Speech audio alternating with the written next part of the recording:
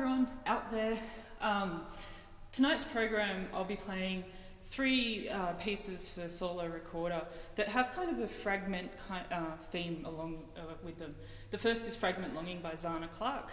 The second will be Fragmente by Makoto Shinohara. And finally, there'll be Gesti by Luciano Berio. So for those who aren't aware of those pieces, they all have this sort of semi-improvised aspects to them. The first has a few little improvised bits. The second piece, Fragmente, is 14 different fragments that can be put together in any order with a couple of rules.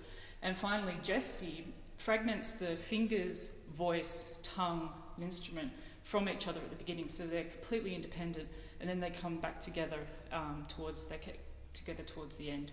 So after that, I'm then going to invite a special guest who will be reading a part of Boccaccio's Decameron, we chose one of the stories from here, which is a 14th century text that was written at the time of the plague. And we thought that that was kind of fitting, as well as some other references to birds and various things that, that I will be playing to accompany Sarah while she reads. And we'll introduce that a little bit later.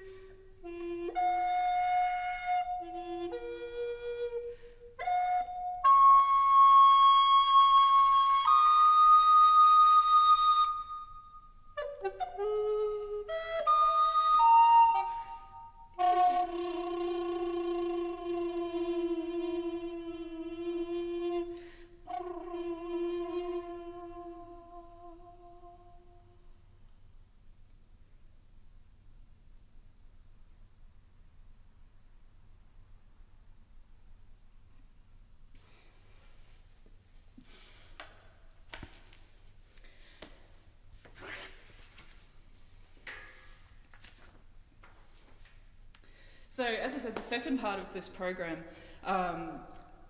my friend and colleague, Dr Sarah Lawrence, will be joining us, and she will be reading a story from the Decameron. The Decameron was, as I said, written during the time of the plague, and the idea was that this group of people, which will be said in the story as well, but just a quick overview, these people, they decided to self-isolate, and they told stories each day. So there's 10 stories for 10 days, so 100 stories altogether. And we chose a piece which is nicknamed The Nightingale.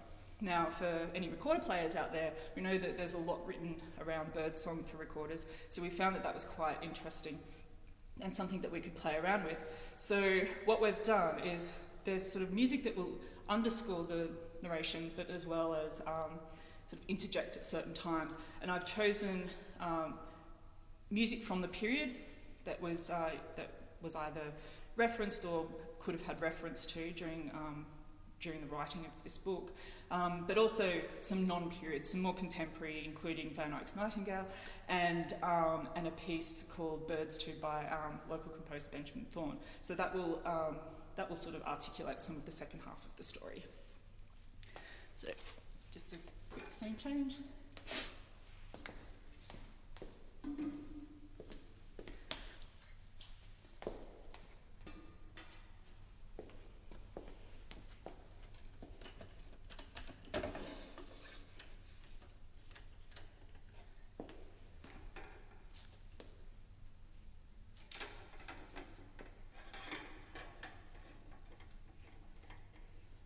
So just as Alana's getting those set up, as she mentioned, we're working with Boccaccio's Decameron here, and it was reacting to a massive plague in 1348, the Black Death in this instance. So we're faced with two problems. One, you want to keep yourself safe. So, as Alana mentioned, we've got a group of people who are practicing social distancing by going into isolation. But the other thing is you've got to keep yourself healthy by finding something to do with your time. And the group decide that they will elect one member of the group, king or queen, for the day, and they will set out the daily routine. And so we're going to start with day one and a description of how this was set to function. Pampanea, who had been elected queen, now stood up happily and spoke again. "There are gardens here," she said, "and lawns and other very delightful spots. Let each of us go and savour their pleasures in any way he or she wishes. Then, by the time the bell rings for terce, let everyone be back here so that we can eat out of the sun." Thus released by the new queen, the happy band, young men and lovely ladies together, strolled away in leisurely fashion, talking of pleasurable matters, through one of the gardens, weaving garlands from the foliage of various trees and singing songs of love. When they had occupied themselves in this way for the space of time allowed by the queen, they walked back to the house, where they found Parmeno had zealously set about his duties. Entering the hall on the ground floor, they saw tables set out with gleaming white cloths and goblets that shone like silver, and broom flowers decorating the whole room. After rinsing their hands, excellent hygienic practice, in accordance with the queen's wishes, they all took their places as directed by Parmeno. Exquisitely prepared dishes arrived and choice wines were offered, the three men servants serving at table in silence, without need of further orders. That all was so beautifully arranged added to the general gaiety, and the meal was a jolly, joking affair. All the ladies knew how to dance in the round, as did the young men, and some of the party were excellent singers or musicians. Once the tables were cleared away, the queen ordered instruments to be brought. Then again, by royal command, Dioneo took up a lute and Fiammetta a viol, and the two of them started on a melodious dance tune. The queen and the other ladies, together with the other two young men, formed a round, and sending the men servants off for their meal, performed a slow-stepping dance. When that was over, they began singing delicate, happy songs. Things went on like this until the queen decided it was time for a sleep. All having been duly dismissed, the three young men went off to their rooms, which were set apart from those of the ladies, and found their beds properly made up and everywhere as full of flowers as the hall had been. The ladies found their rooms similarly ready. They undressed and got into bed to rest. Nones had not long been rung when the queen rose from her bed and told all the other ladies and the young men to rise from theirs too, declaring that it was unhealthy to sleep too much by day. They then went off into a little meadow in which the grass grew green and high and the sun could not penetrate at all. There, soothed by the breath of a soft breeze, they all sat down in a circle on the green grass as the queen commanded. "As you see," she said, "the sun is high, the day is at its hottest, and nothing can be heard but the cicadas up in the olive trees. So going anywhere just now would certainly be folly. This is a lovely cool spot to stay in with chessboards and gaming tables, and anyone can enjoy themselves in the way that most appeals to them. But if we followed a suggestion I want to make, we wouldn't start gaming, which has to upset one of the players and doesn't give that much pleasure to the other, or to anyone watching. Instead, we'll spend this hot part of the day telling stories, which, though just one person speaks, can give delight to everyone listening. You will have all barely finished your stories before the sun will be going down and the heat will have lessened. Then we can go and enjoy ourselves wherever you prefer. So if you like what I'm proposing, though I'm ready to follow your wishes in this, let's get on with it. If you don't like it, let everyone do what he or she feels like doing until the bell for Vespers. Telling stories had everyone's approval, ladies and gentlemen alike.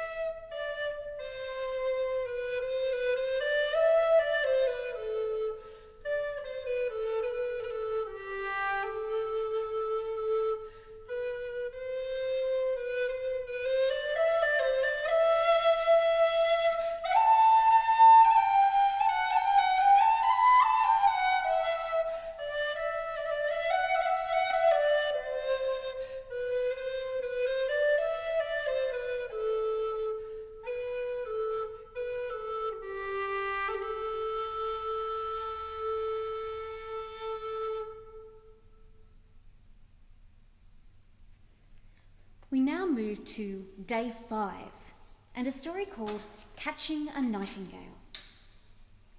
The Queen indicated to Philostrato that he was now to speak. He gave a laugh and began. I've had so many of you ladies tell me off so many times for setting you such a harrowing subject and reducing you to tears that I guess I should make up for all that pain by telling you something that will make you laugh. So I intend to tell you quite a short story about a love that was disturbed only by sighs of longing and then by a moment of fear and embarrassment before it reached a happy conclusion. Not long ago then, valiant ladies, there lived in Romagna a well-off respectable knight called Messer Lizio da Varbona. He was getting on a bit in years when, out of the blue, his wife, Madonna Giacomina, bore him a daughter, who then grew into the loveliest and most attractive girl in the area. She was the only surviving child of her father and mother and was loved and treasured by them, and also guarded by them with the utmost attentiveness, since they had in mind to marry her eventually to someone important. Now, a frequent visitor to Messer Lizio's house, and one who spent a lot of time with him, was a fine-looking, lively young man from the Manari de Brettinoro family, called Ricciardo. Messer Lizio and his wife took no more precautions with him than they would have done with their own son. For his part, he kept seeing a young girl who was very good-looking and engaging, with the sort of manners and behaviour people complimented, and who was already of marriageable age. He fell wildly in love with her, although he took the utmost care to keep his love concealed. The girl noticed, however, and making no effort to take evasive action, fell similarly in love with him, much to Ricciardo's satisfaction. Many times he felt a compulsion to say something to her, but nervously kept quiet. At last, what seemed like the right moment came. He gathered his courage, seized his opportunity, and spoke. "Caterina," he said, "please don't make me die of love." The girl immediately replied, "Would to God you weren't making me die a worse death than you." The reply added to Ricciardo's satisfaction and emboldened him further.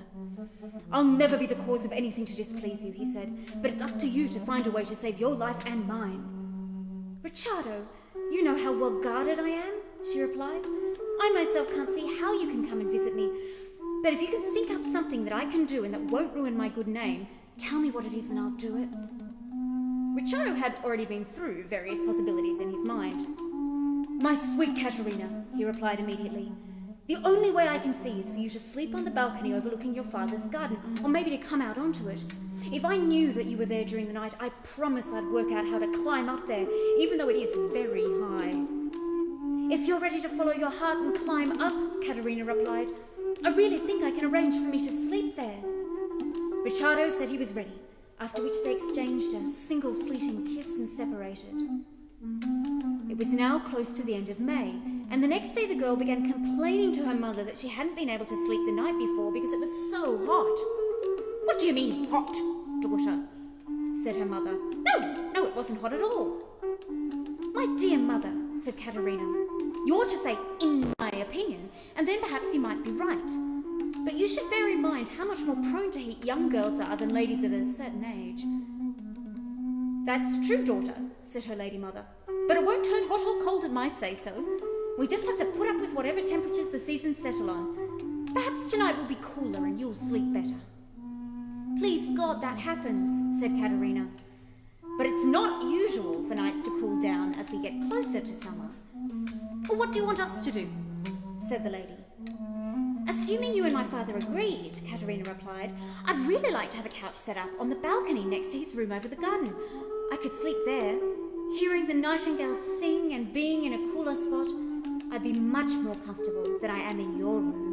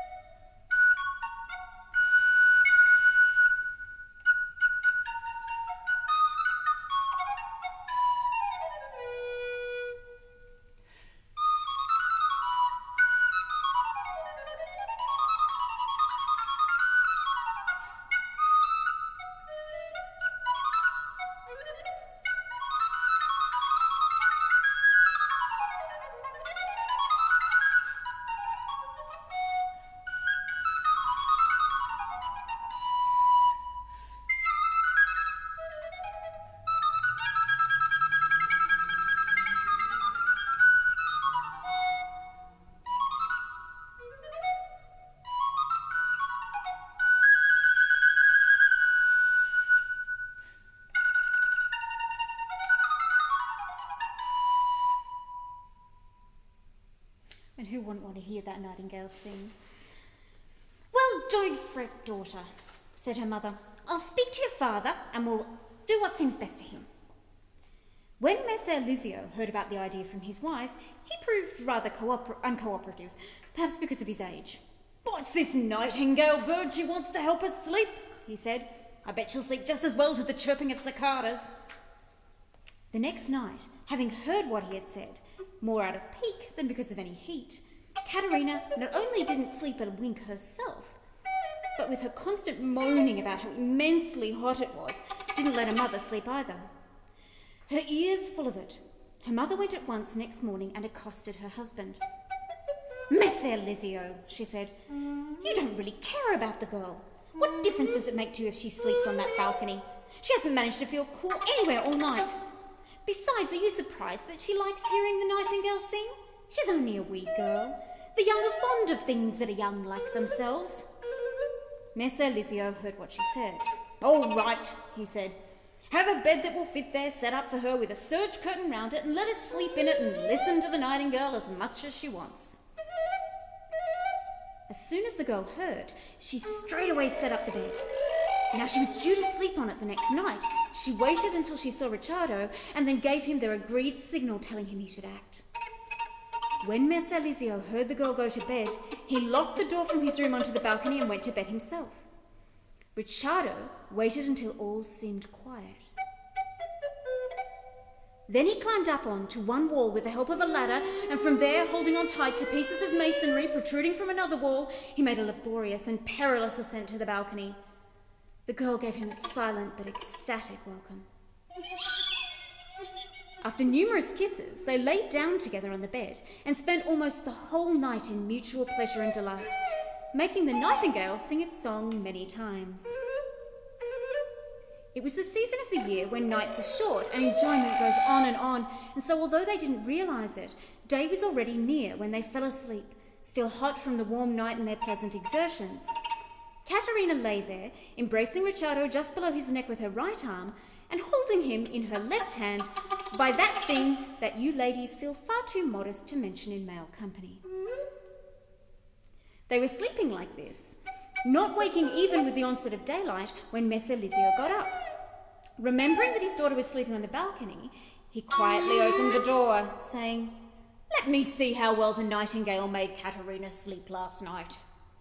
He went out, and gently lifting up the coverlet over the bed, beheld Ricciardo and his daughter lying asleep stark naked in the position I have described. Having taken in that it was indeed Ricciardo, he left the balcony and hurried to his wife's room. "On your feet, lady," he called. "Come up and see and take a look. Your daughter was so keen on the nightingale that she set a trap for it and caught it. And now she's holding it in her hand." "How can that be?" said the lady. "You'll see if you're quick about it," said Messer Lizio. His lady hurriedly got dressed and quietly set off after Messer Lizio.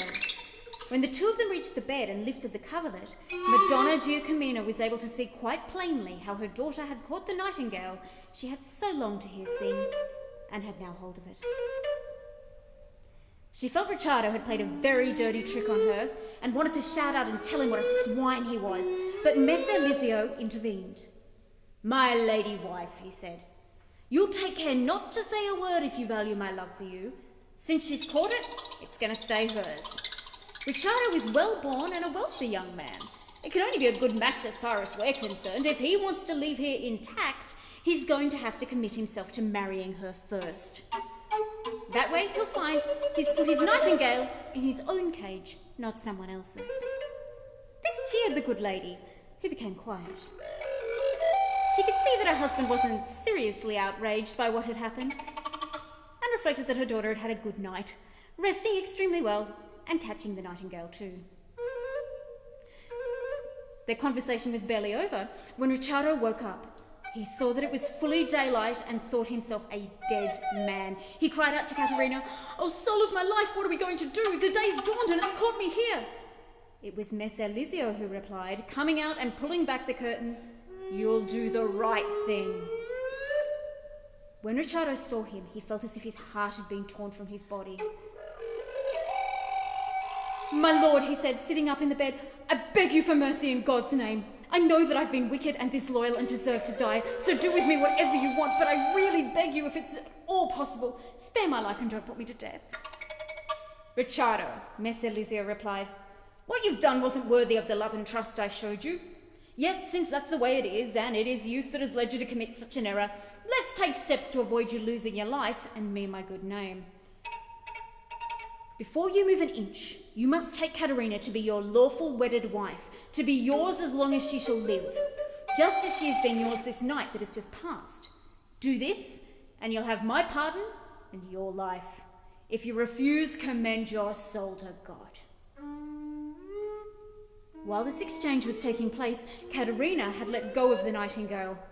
Covering herself and bursting into floods of tears, she started begging her father to forgive Ricciardo, and then turning to Ricciardo, begging him to do whatever Messer Lizio wanted so that they could go on having other nights of the same sort together for a long time in total safety. But not too much begging was needed. Ricciardo felt the shame of having done wrong and a wish to make amends, plus terror of dying and the desire to escape alive. He was also passionately in love and longed to make his beloved his own. It was all enough to make him declare freely and without any hesitation that he was ready to do whatever Messer Lizio wanted. Messer Lizio immediately had Madonna Giacomina give him one of her rings, and then, without the two of them leaving the bed, Ricciardo formally took Caterina to be his wife. Once that was done, Messer Lizio and his lady left, saying, "Rest now, since you probably need more to rest than to get up." When they had gone, the two young people fell again into each other's arms, and since they had not travelled more than 6 miles during the night, they managed another couple before they eventually got up and made an end of travelling for their first day.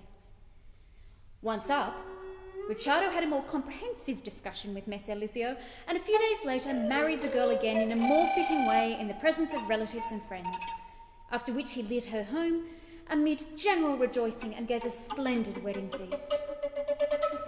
He then lived many untroubled and happy years with Caterina, organising nightingale events night and day to his heart's content.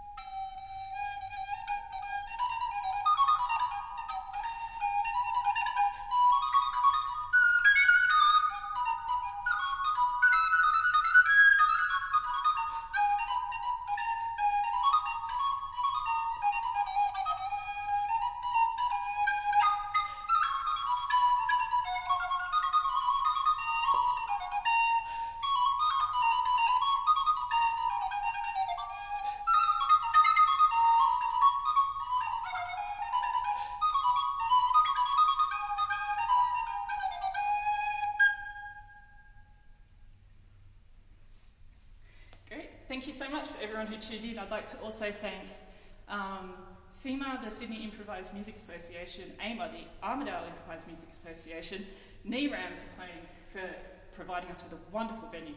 Love playing in this gallery, New England Regional Art Museum, beautiful space. There's even the Nightingale and the Rose exhibition on at the moment.